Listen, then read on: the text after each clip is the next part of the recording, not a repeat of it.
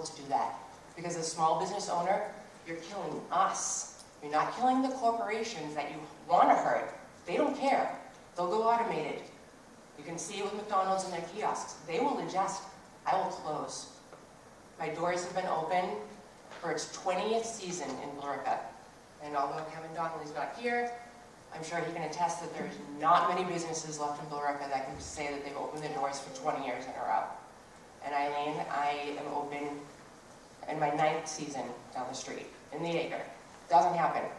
No, thank you You very know much. my mom, Karen, who's been in business downtown I do know her for very well. decades. Yeah. I'm begging you guys to consider. It's as simple as social security numbers go in, dependent, not dependent, bam, 2 separate minimum wages. Thank you. That's what I asked Thank you for. very much. Thank you. We have someone going back who had their hand raised. And I believe that's the, oh, we have two, okay. If you could come forward. Yes, I'm sorry, the pen was already in here. That's okay. Hi, I'm Karen Cirillo, and I'm from Lowell, and I want to thank you all for tonight, and I greatly appreciate meeting with you.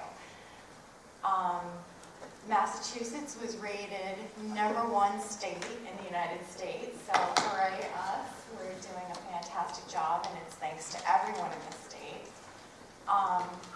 I also want to say that we're very progressive, we're very artistic, and we're very, we innovate. And I just wanted to say that if you could continue to supporting the arts, because I think that they're so important. They're so very important because art goes along with science, just like music goes along with math. I mean, they're all intertwined, and it's so important for our children to be able to have these programs. And that's all I wanted to say. Thank you very much. So much. I believe this is our last speaker of the night. Did I miss anyone? Oh, one more over here. Okay.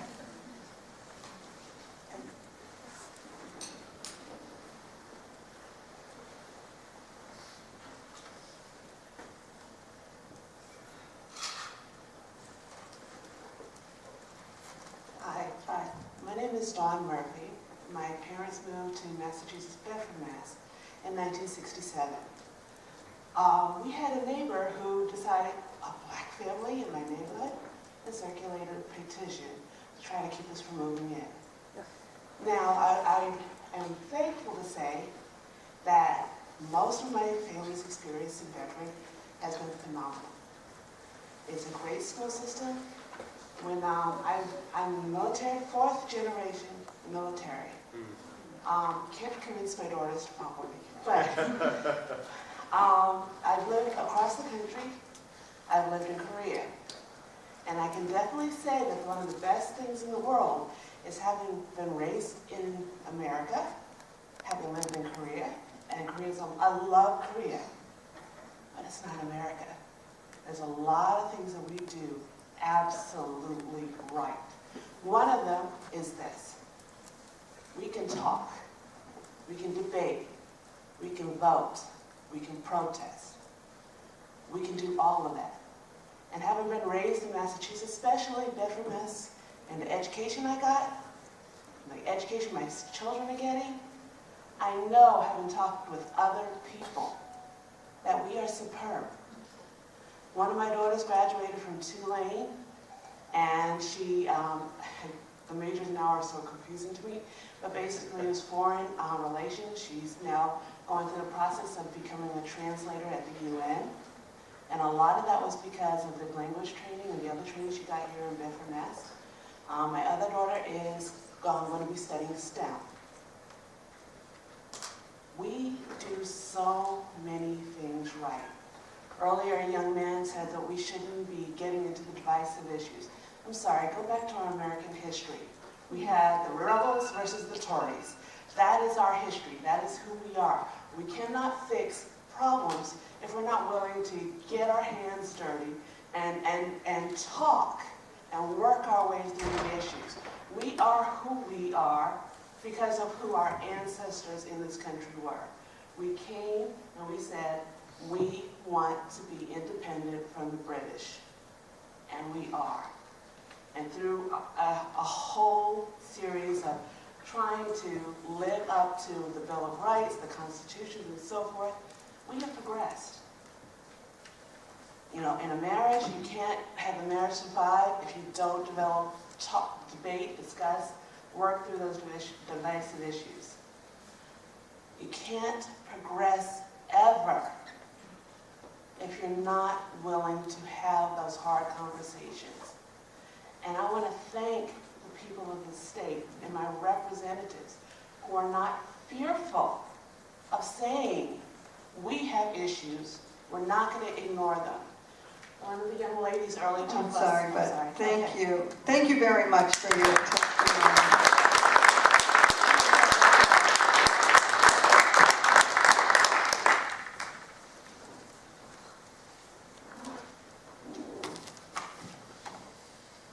Thank you so much for listening and staying. I appreciate the opportunity.